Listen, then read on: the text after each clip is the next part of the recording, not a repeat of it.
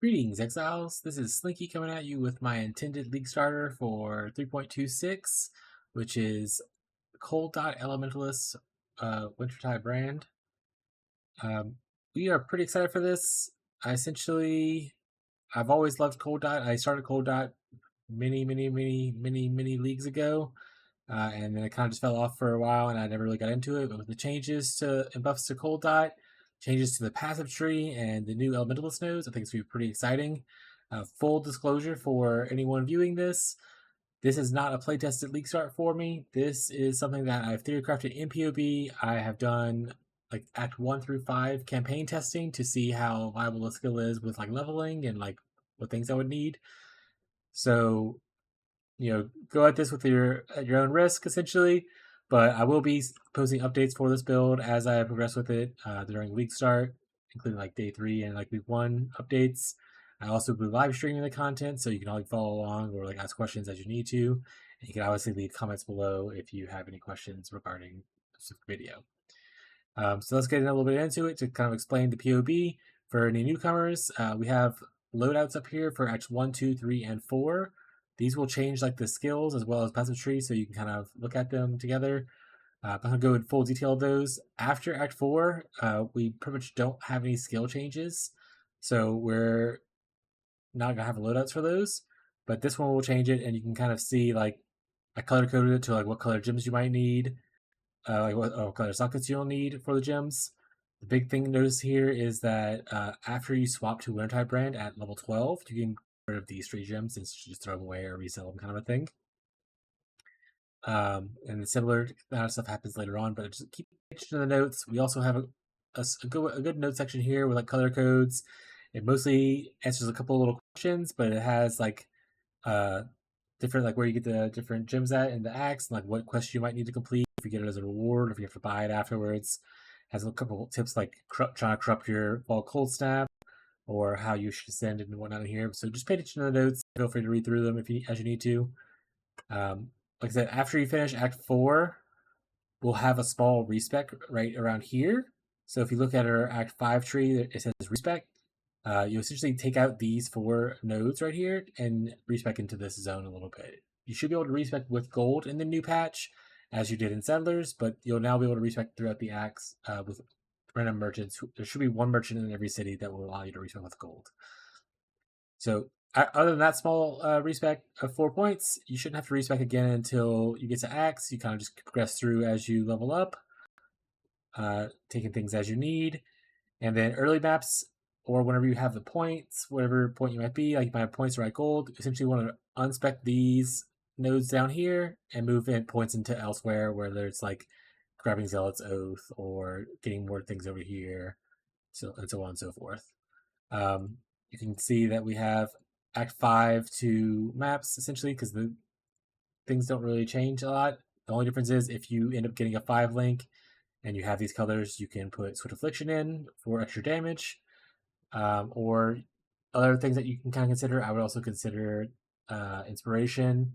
I'm not a big sold on Elemental Focus because I like the chill effect from Wintertide, but Inspiration is probably my next pick, or Swift Affliction, if you don't want to deal with like the less duration, which hurts your activations per brand. So it's pretty easy guide to follow as far as I can tell. But if you have any questions, like I said, feel free to stop by my streams or reach out to me in like the comments.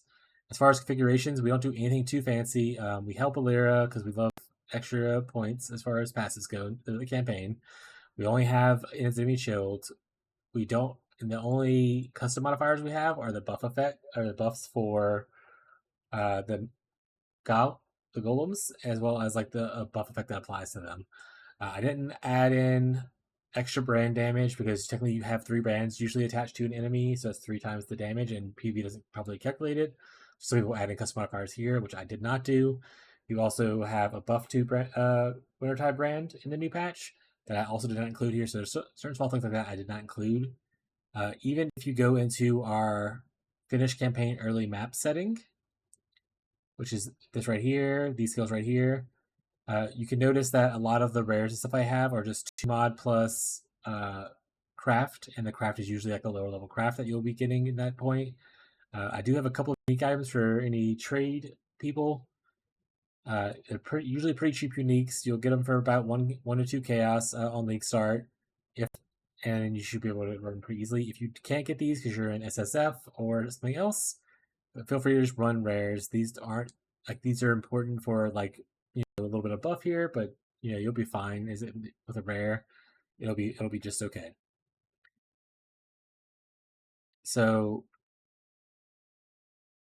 with that said, we don't take our like ascendancy in Act 3 like most people do. We'll wait to Act 4 to take it because our first node we're going to get is the Legion Primordial, and we don't get the golems until you get to Act 4 anyway at level 34. So my suggestion is to just wait till like 34, get your golems, and then go ahead and run the Ascension, the Trial of Ascension.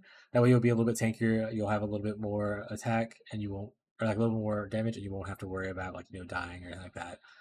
But like I said, you can run earlier if you want to. You just don't really get a benefit because you won't get gold until 34, which is Act 1, or sorry, Act 4, and you do the first quest.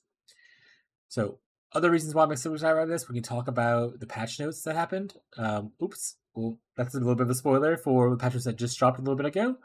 But looking at these patch notes that were already out, you can see that they ended up buffing the golems to be a lot better for like elementals specifically. Like, so the chaos golem now will give you 17 chaos res instead of PDR. It also gives the most important part, which is 10 to 16% damage over time multiplier, which really helps out the damage of our Wintertide brand. With the 180% buff effect, we'll end up with about 42% at like level 18, and you'll push it up to like 45 at like level 20.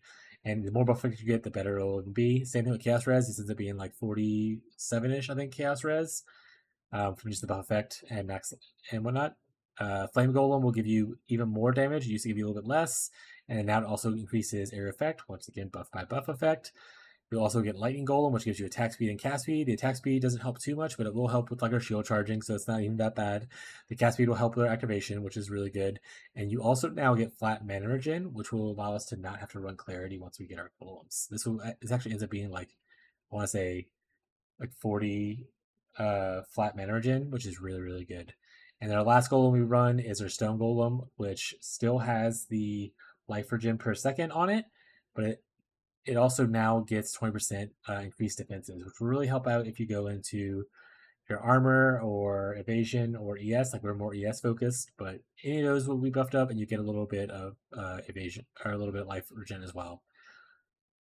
So on top of those, Wintertide brand also gets a little bit of a damage buff from its base, about 14% if I remember correctly. So it's not huge, but it is still a base increase, which is really nice. The other cooldown skills also get it. So even if we want to transition out of Wintertide into like Creeping Frost didn't get one, but if we want to go to Creeping Frost, we can do that. Vortex gets it. Cold Snap also gets a little bit of a buff. So Elementalist got some changes, which the Shaper ones don't really affect us because we don't do a lot of hits as Wintertide brand. If we were to go Creeping Frost, we would probably change up our ascendancies a little bit and grab some of the Shaper stuff, because Creeping Frost and all the other cold dots do a hit to allow you to like use these nodes properly a little, or at least a little bit better. But Wintertide simply does not.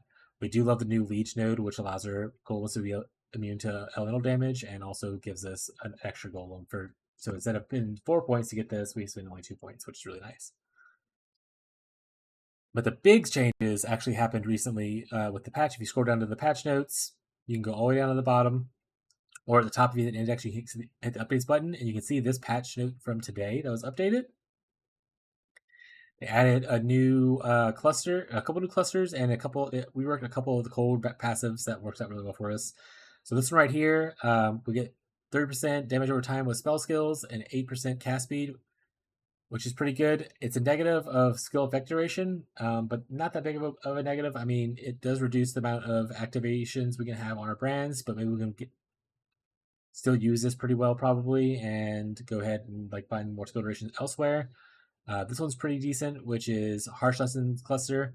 It'll give you some dot multi for spell skills, and it also gives you reduced ailments, which reduced ailments doesn't matter as much for me because I'll be running Purity of Elements early on to get all the elemental element immunities, but it'll still help with other ailments as well. Skipping this one because it doesn't really help us because we're not worried about stun casting, but we get to the cold passive masteries. They removed the maximum cold res node and replaced it with a cold damage over time multiplier for overcapped cold res. So this will add us a little bit of damage as well. And then this one right here, they removed the covered in frost, which we didn't use anyway. You get minus fire res, and you get +1 all cold spell gems. +1 levels to your Wintertide actually adds a really solid amount of damage. So this is actually pretty decent. Usually, you want to run like a +1 or like +2 on your scepter or your wands, and +2 on your amulet, and maybe even a power in like your chest piece or whatever connected you have to your Wintertide. So these buffs right here, along with the buffs we previously talked about, are making me really excited for the build. Even if it ends up not being the best, you could like Elementalist is such a strong space right now. You can transition into a lot of different builds. I do think that it'll still be really solid for giving me my watchstones. But going beyond that and going to like T17s and Ubers, we'll kind of play how it goes. Like I said, this is untested for me for especially going into later content. But maybe these buffs really do help us out in the long run. So I will be streaming on YouTube and Twitch tomorrow, going over my Act 1 through 10 playthrough, so that way you can kind of see how the things go. I am not a speedrunner though, so this is not games done quickly. This is more of a games done eventually. But if you want to hang out or you want to like comment, talk about the build, or like just kind of see how things are going, maybe give feedback on like what you think, how you think of the POB, feel free to stop by or leave comments. If you enjoy this content, please like, comment, subscribe, all that nonsense to keep on encouraging me to do this sort of thing. And I hope to see you guys in Request. Bye, everybody.